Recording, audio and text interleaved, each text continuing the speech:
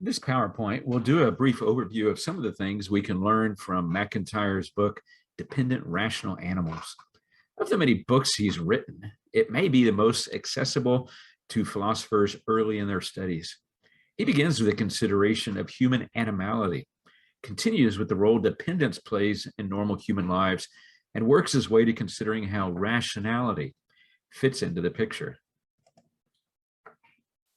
What do you believe about baseball?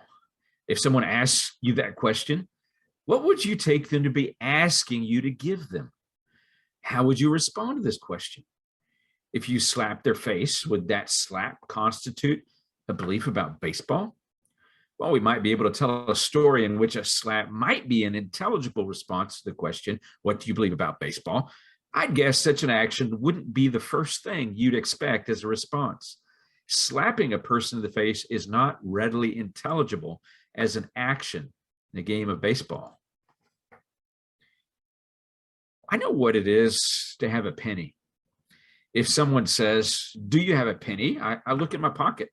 If I find a penny, I answer affirmatively. I do have a penny. If I don't have one, I say, I'm sorry, but I have no pennies. Talking about having a penny or other common objects is easily understood. What does it mean, however, to have a belief? If I have a belief about baseball, for example, how would I know that I had such a belief? Would my belief about baseball be found in my pocket, taking up space with my pennies? Someone might think I'm silly. Silly philosopher. Beliefs aren't found in pockets, they're found in brains. Okay, I guess I am silly. Beliefs are in brains. So if I cut open a brain, I will find beliefs lying there. How would I tell a belief from whatever else I found there? Are there little filing cabinets in there, perhaps with a whole drawer labeled beliefs? Or think of that other, more troublesome character, the disbelief. Do you disbelieve in anything? Maybe you disbelieve in centaurs. Of all the creatures in existence, you disbelieve that any of them are centaurs. Where would you find a disbelief? Are they kept in a separate filing cabinet? Or are disbeliefs just a different sort of regular belief, with every negative belief filed away as some sort of positive belief? In this case, the disbelief in centaurs might be filed as the belief that the number of members of the set actually existing centaurs is 0, or more simply, there are no centaurs. MacIntyre considers speech acts. Speech act theory as an approach in the philosophy of language was pioneered by British philosopher J.L. Austin. If you'd like to learn more, you can read his little book, How to Do Things with Words. John Searle, a contemporary philosopher at the University of California at Berkeley, has developed Austin's theory and given it more detail. Austin identifies 3 kinds of acts that we do in speaking. First, there are locutionary acts. This is the act of saying some words or sentences. Second, these locutions are used to make illocutionary actions, describing, asking, commanding, promising, and insulting are some kinds of illocutionary action. There are many, many kinds of illocutionary act.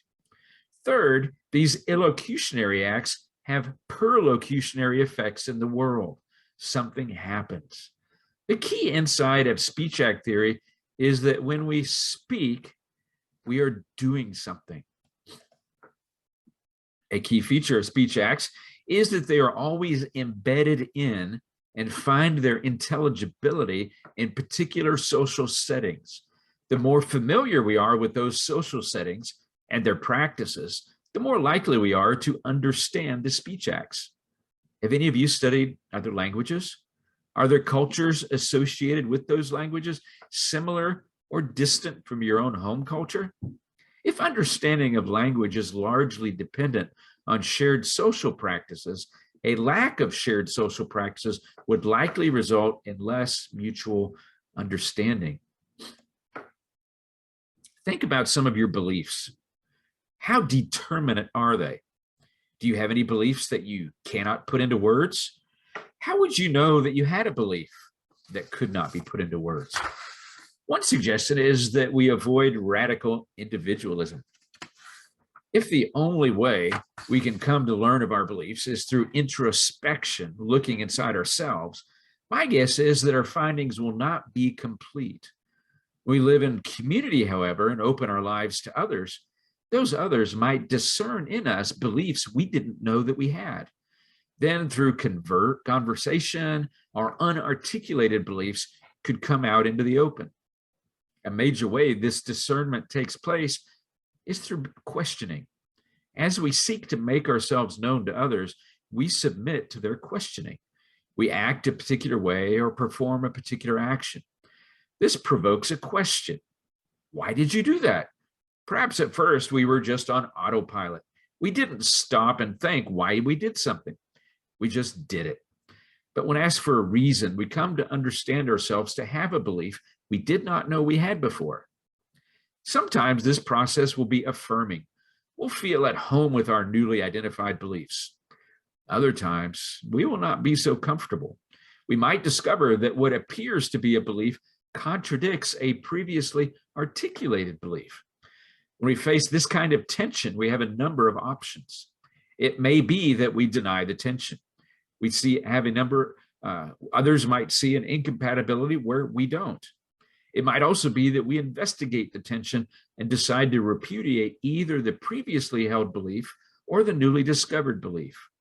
Or it might be we live in the tension, developing anxiety. Then again, I suppose we could harden ourselves into an irrational hypocrisy, justifying ourselves with the old saying, consistency is the hobgoblin of little minds. We surely don't want to have a little mind, so we avoid consistency. Have you ever heard of a person fooling himself? This would perhaps be an occasion of a person failing to evaluate himself or evaluating himself wrongly. Can you think of any good reasons a person might have for fooling himself? One way humans begin to learn this process of evaluation is when they become aware of multiple goods. Sometimes these multiple goods are incompatible. If we try to achieve the one, it means necessarily that we will not be able to achieve the other. Consider the goods of leisure and education. Many of us recognize both of these as goods. They are things we desire. If we give ourselves wholly to leisure, chances are we will be well educated or much lessened. As we learn to evaluate these goods in our own pursuit of them, we enter the realm of self-evaluation. Related to this also is the commonly complained of cultural urge for immediate gratification. Perhaps you've noticed someone who is unable to put off something she desires now for the sake of achieving something else.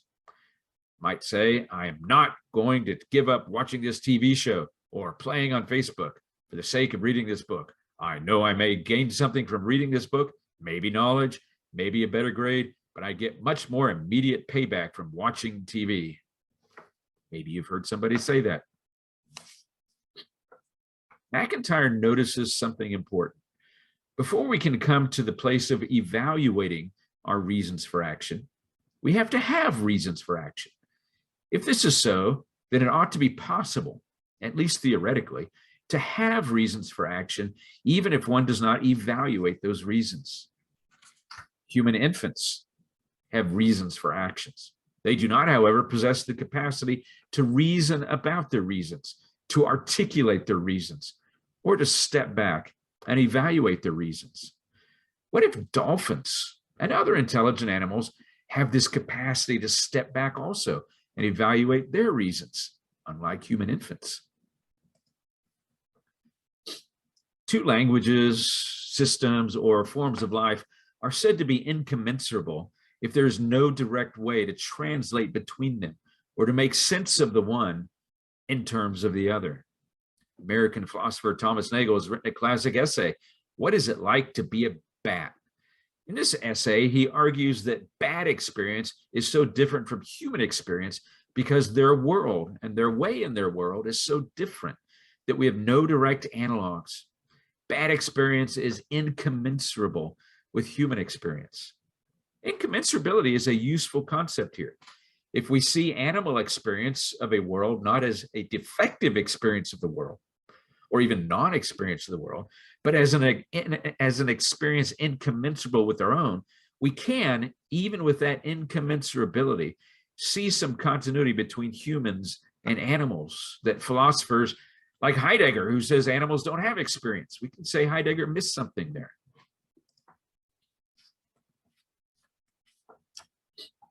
Perhaps you've noticed by now that philosophers don't just follow the practice of ordinary people and simply use good as an adjective. They also don't follow the practice of economists and talk about goods as the various commodities we acquire. MacIntyre discusses the good in terms of what is good for the species or population in view. This is only possible when one has a vision of a good or set of goods that is appropriate for a species or population. It is a repudiation of the modern assumption that I, as an autonomous individual, can and should be the sole arbiter of what is good for me. The notion that the freedom to define the good for ourselves is the central characteristic of humans is at the top of the root of political, it's at the root of political liberalism. When I use the word liberalism here, you'll have to forget most of what you know about the term. In our current majority usage, liberalism is an ideology most closely aligned with one of our major political parties, while its supposed opposite, conservatism, is the ideology most closely aligned with the other major political party. Since words don't have meanings apart from their use, I have to admit that this is a legitimate way to use the word. But the political liberalism of which I speak is an ideology that underlies both what we usually call liberalism and conservatism. Both ideologies are committed to the idea that all persons, specifically as individuals, have the freedom to define the good for themselves. Clearly, political liberalism comes in different flavors and expressions. The purest form I've seen in contemporary politics is libertarianism. Both conservatives and liberals are committed to political liberalism, but they see limitations to it in different ways. As I tell you this, remember also that I am idealizing. Those who go under these labels are not all alike. So take what I say as a generalization. Consider a sign. When you hear phrases like everyone is entitled to or everyone has the right to, you're pretty much in the presence of political liberalism. Both groups see a legitimate place for limitations on freedom. One group, between what we call liberals and conservatives, sees a need to limit economic freedom for some, lest other individuals suffer. The other group sees a need to limit personal expression, lest other individuals suffer. The suffering this latter group has in mind is primarily the dissolution of the family, the consequent harm to children as social institutions are remade on the fly. I recognize that my vision of human flourishing is not universal. I do not take it to be something any right-thinking normal person would read off of the obvious facts of the world. But then I don't even believe there is such a thing as a right-thinking normal person, or that there are obvious facts about the world. Doubtless, in each of our social settings, there is a conception of what it is to be a right-thinking normal person, and quite likely, at least a few people other than ourselves that we will be willing to put in that category. We also all except the pesky philosophers, that is, take there to be obvious facts about the world. My vision of human flourishing is not obvious, not normal. It finds its home in a particular tradition of inquiry, a tradition that is at variance and in competition with other traditions of inquiry. That's okay and completely normal. Now, some traditions have a propensity to not understand their own tradition as a tradition. Instead, they take their tradition as science, as knowledge, as the position all people will accept if they are truly rational and have access to all the facts. One reason they don't see themselves as inhabiting a tradition is that they don't want to. It's an act of the will. They don't like traditions. Traditions are old and archaic survivals from a non-scientific and irrational past. Most of them are hopelessly religious. And since we want to be rational, that surely excludes the possibility of being religious. or at least some have thought since the Enlightenment, a philosophical and cultural movement in Europe and North America during the 18th and 19th centuries, with loud reverberations still today.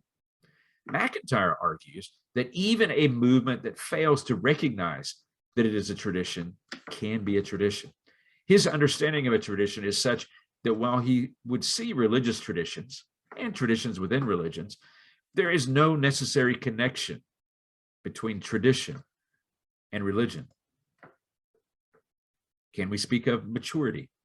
When we are immature, we seek immediate gratification. We're hungry, someone sticks food in our mouth, and we're happy. We only think of the most basic of needs, needs that can be met simply. As we mature, we learn to identify other needs, even desires that are more complex. These needs and desires are not often capable of being met instantly. Some, if not most, require delayed gratification. What do you notice in our culture today? On the whole, do we tend to be mature or immature in this way? Do we seek immediate gratification, or are we able to wait? What evidence leads you to lean one way or the other? Another sign of maturity in this context is learning to separate ourselves from our desires. This means being able to step back from our desires and evaluate them. Is this desire a good one for me to have? If it is a good desire, which goods does it lead me to? When and under what conditions should I pursue or act upon this desire? If this desire is not for my good or not for the good of my community, what are some ways I can relativize it or replace it with something better? What is involved in the process of maturation? First, we move from having reasons to evaluating reasons. When we act, we have some reason for acting. That reason may be clear to us, or it may not. We may not even be aware of our reasons. But a first step in maturity is to become aware of our reasons as reasons and beginning to evaluate them. Second, having begun the evaluation process, we do something about it. We recognize that some of our desires and their accompanying reasons for acting are good and need to be guided and strengthened. We might also judge that some of our desires take us the wrong direction and that these desires need to be replaced. Third, we become aware of a sort of map of life. Seeing both where we are on the map and where it is we are trying to go, we bring our practices, habits, and actions into line with this vision of the whole good life. What does it take to go through these transitions of maturation? First, it takes being embedded in a moral community, a community that will help us in our evaluation of our desires, that shares with us a vision of the good life, and that will assist us along the way.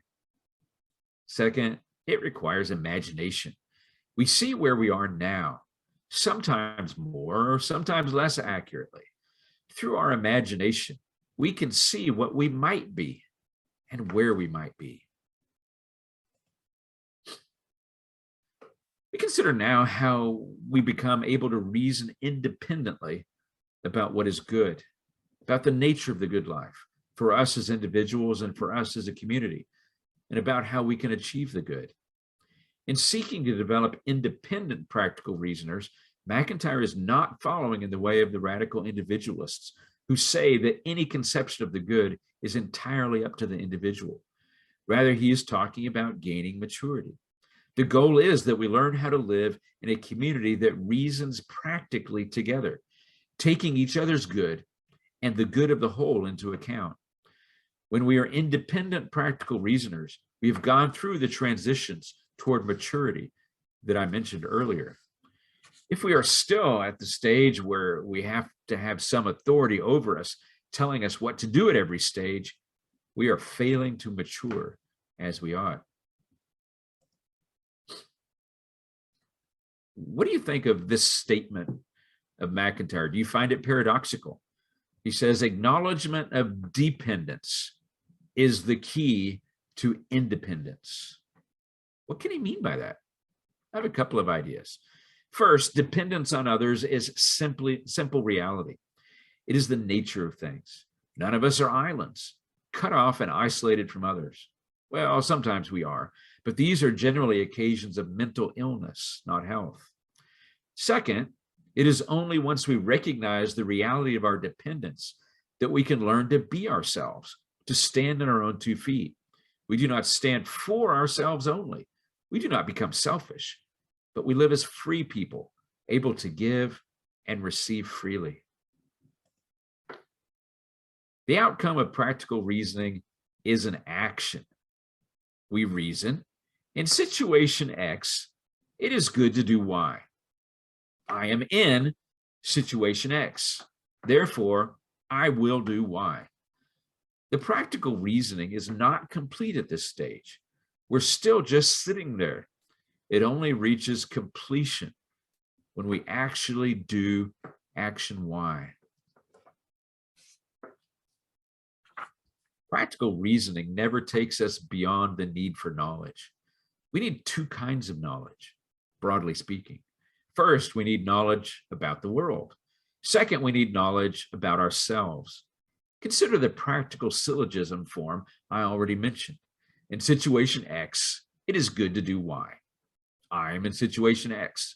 The first part, the major premise, requires knowledge of the world and the way it works. The second requires knowledge of ourselves and our place in the world. Without knowing these things to at least some degree, we cannot engage in practical reasoning. Once we see the connection between knowledge and action, we can better understand why MacIntyre says that moral and intellectual errors are often related. If we have a wrong understanding of the world or of ourselves, we will be much more likely to do the wrong thing. MacIntyre says that error can also work the other direction, with intellectual error growing out of moral error. What can we do to prevent these errors? MacIntyre suggests 2 protections: friendship and collegiality. By joining in these practices, we practice our dependence on others and commit ourselves to a common and shared pursuit of the good. We intentionally act as if we are not in it alone.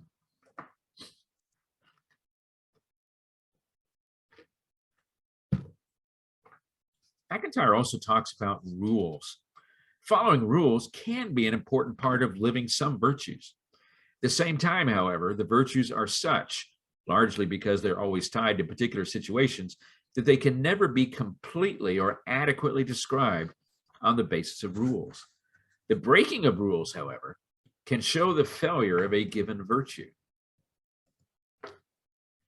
We assume, perhaps, that there is a general rule against lying, formulated as never ever tell a lie.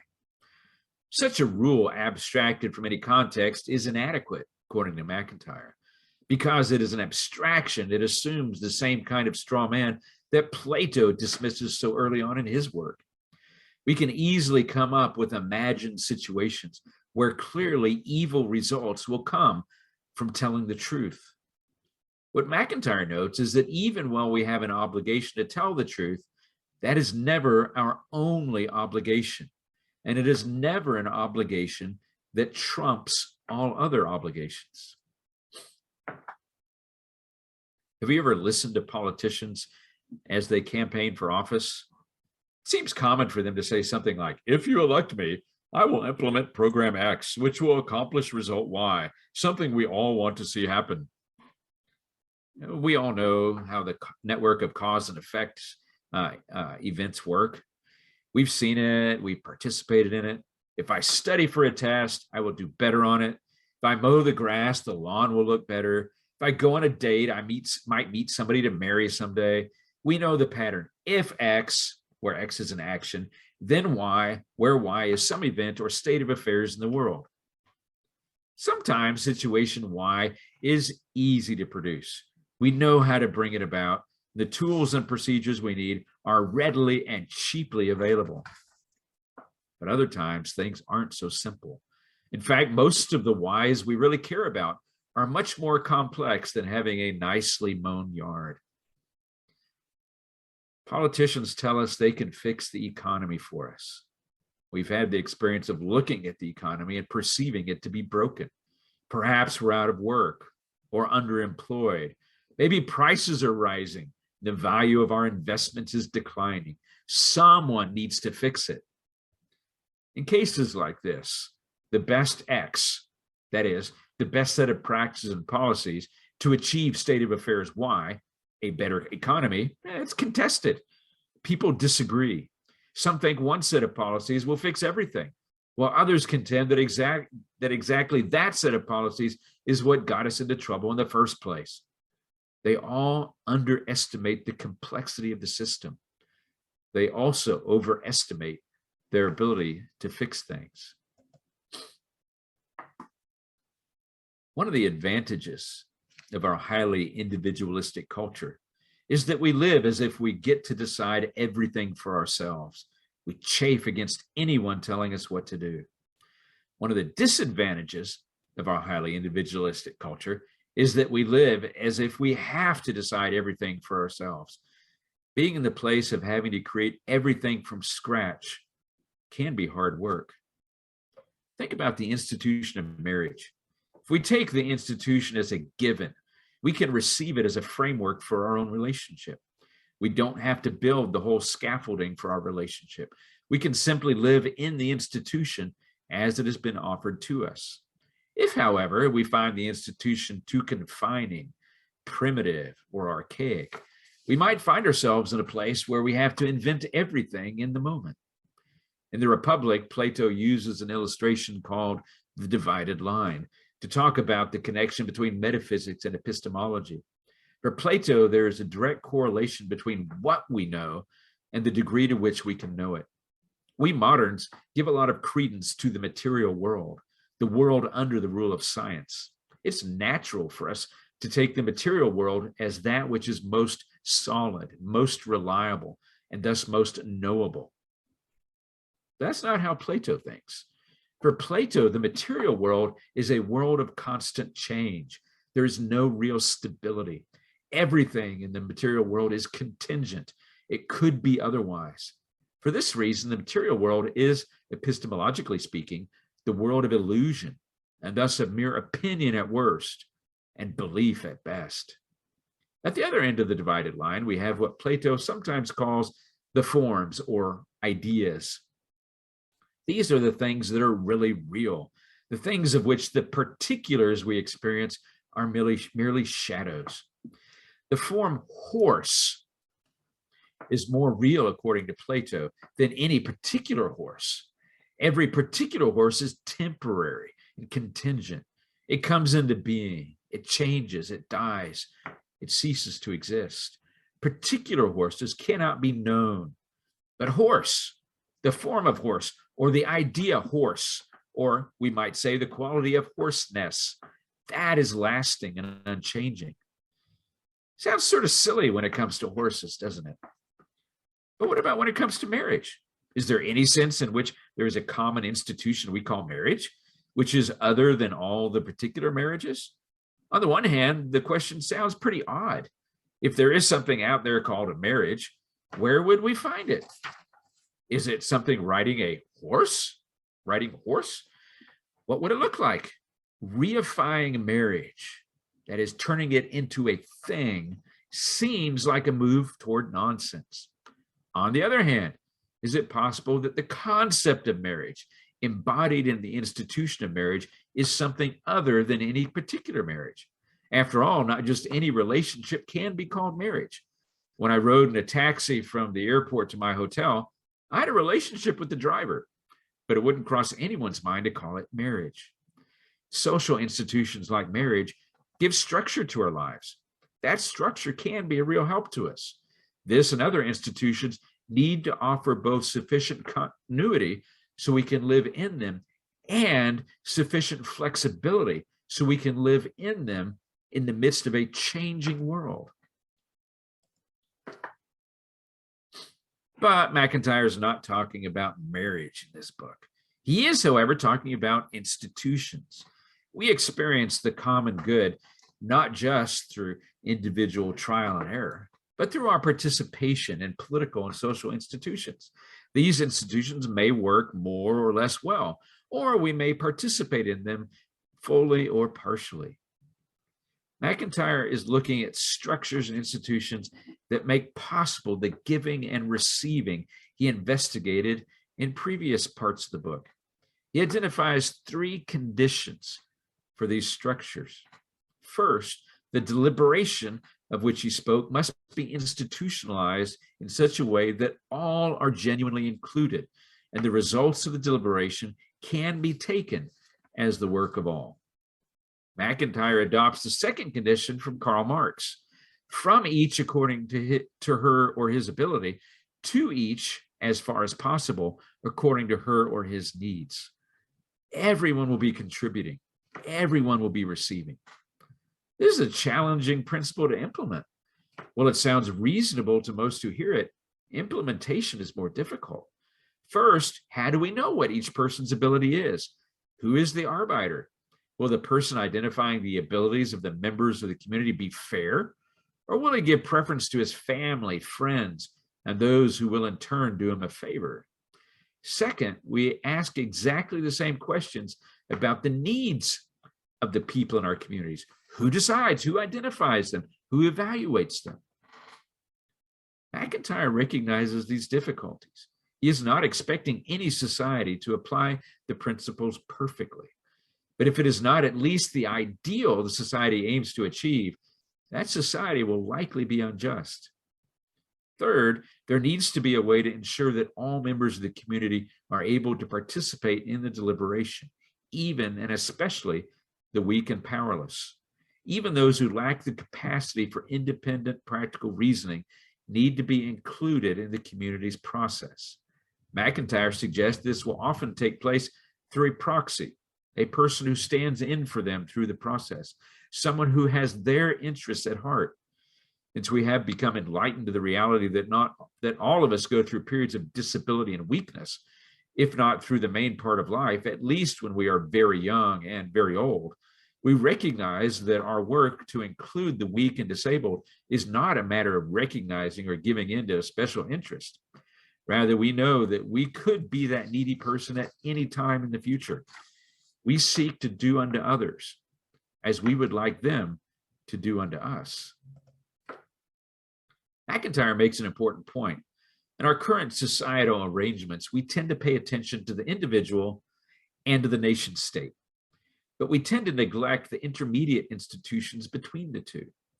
At best, we recognize the nuclear family, mom, dad, and the 2.2 children. He discusses a number of reasons our institutions are impoverished and unable to accomplish what they ought. First, there's the role of money. Money has corrupted or led astray our ability to recognize the value of others. We don't listen to people in accordance with their needs, but in accordance with their money. If they're rich, they have more of a say than if they're not. Second, the size of the modern nation state precludes deliberation by the citizens. It's impossible for over 300 million people to come together and deliberate anything.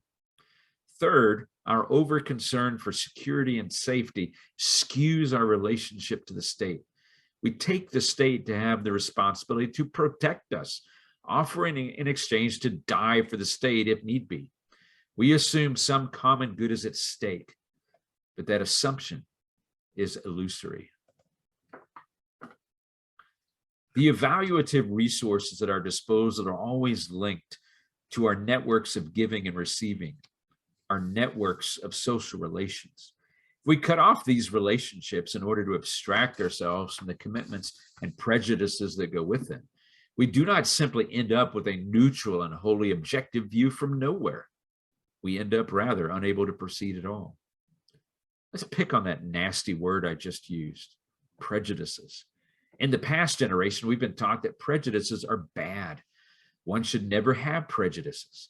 Some of us have experienced the effects of prejudice in our lives. So this attitude is more than just a theory. We're deeply convinced that it is morally wrong to have prejudices. That's an easy position to sympathize with. When philosophers talk about prejudice, however, they're thinking much more broadly than normal people. Prejudice for philosophers is about much more than prejudice against people. Perhaps it will help if we use a synonym, prejudgment. Let's consider a few prejudices or prejudgments. How about skin pigmentation? At various times, In history and in various cultures around the world, skin pigmentation has been a big deal to some people. They don't need to know anything about the person other than the person's skin pigmentation to think they know everything they need to know about the person. I know that because of his skin pigmentation. I should not let Bob eat at my restaurant. What do you think? Is this rational? Sure doesn't sound that way to me. Let's consider another angle on skin pigmentation. Suppose I say, it matters not who you are, what your character is, or how much education you have. If you have pale, reddy skin, you are more likely to get a sunburn than someone whose skin is naturally darker. Could this be a rational judgment? Here's a prejudice I bet most of you have. I bet almost all of you have made the unconscious prejudgment that in normal circumstances, the ground in front of you will support your weight.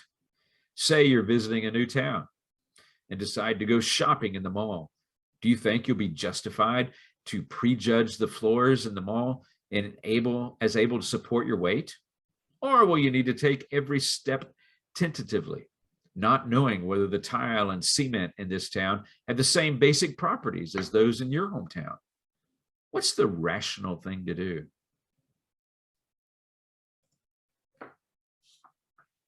Are you getting an idea why some prejudices or prejudgments are completely normal, rational, and far from immoral? What would we think of a person who acted on the perceived need to walk gingerly with every step, lest he sink through the ground? This particular prejudgment is rooted in our experience of the world.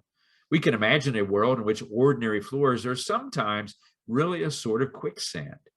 Maybe we've seen it happen in a movie. But what would life look like if we took ourselves to need to prove the solidity of everything? This has been a controversial position at various times in modern philosophy. With the centrality of epistemology in modern philosophy, the quest for certain knowledge has been a major influence. If we want to be able to really know something, we need to be completely neutral and objective, letting none of our own viewpoint into our analysis. That's what is meant by the view from nowhere. We're not viewing the thing from our own point of view with its distortions, but from the position of the ideal viewer. Some of you will find this quest for knowledge to be silly. You already believe that we can't ever know anything. You're a skeptic, thinking the best we can ever do is to have our own opinion. And we all know everyone has their own opinion. When we collapse into this kind of skepticism, however, we're usually playing the same game as those seeking certainty, though doing so from the backside. We start from the assumption that real knowledge is certain knowledge, knowledge that is neutral and objective, universally available to anyone, then some people will say that such knowledge is possible. They will likely look to the natural sciences to give us that kind of certain knowledge. Other people, given this definition of knowledge, will decide that the barrier is too difficult to overcome, that because nothing is ever completely certain, there must be then no such thing as knowledge. My strategy, and MacIntyre's, is to lower the bar for knowledge. Since we need not have absolute certainty to say we know something, then we can admit to knowing some things. My knowing, however, is always from within a particular perspective. MacIntyre asks how we can examine this place where we stand, this network of relationships, beliefs, and commitments. He says, rational inquiry about my practical beliefs, relationships, and commitments is therefore not something I undertake by attempting to separate myself from the whole set of my beliefs, relationships, and commitments, and to view them from some external standpoint. It is something that we undertake from within our shared mode of practice by asking, when we have good reason to do so, what the strongest and soundest objections are to this or that particular belief or concept that we have up to this point taken for granted. Note some important parts of this claim. First, this examination is something we do together. It is not something the brave, lonely thinker does, sitting all alone in an office. It is a communal activity. Second, it is done at particular historical contexts. Not every belief or concept will be challenged all at once. Particular events and encounters with other communities will provoke sets of questions that need addressing. Third, not every question rises to the level of a serious challenge. The community will not only seek to answer the challenge, but deliberate to decide which are serious enough to merit further investigation. When these challenges come, and come they certainly will, a number of rational responses are possible. First, we might decide that one or more of our beliefs or convictions ought to be set aside in favor of a newly discovered belief or conviction. Second, we might decide that while we should hold on to our beliefs and convictions, those beliefs and convictions will need some modification. Third, in the face of challenges, we might discern that our beliefs and convictions have withstood the test and are clearly superior to those on offer elsewhere. Fourth, it is also possible, of course, that we fail to come to a clear resolution. We would then decide that we need to investigate the challenge more deeply and for more time.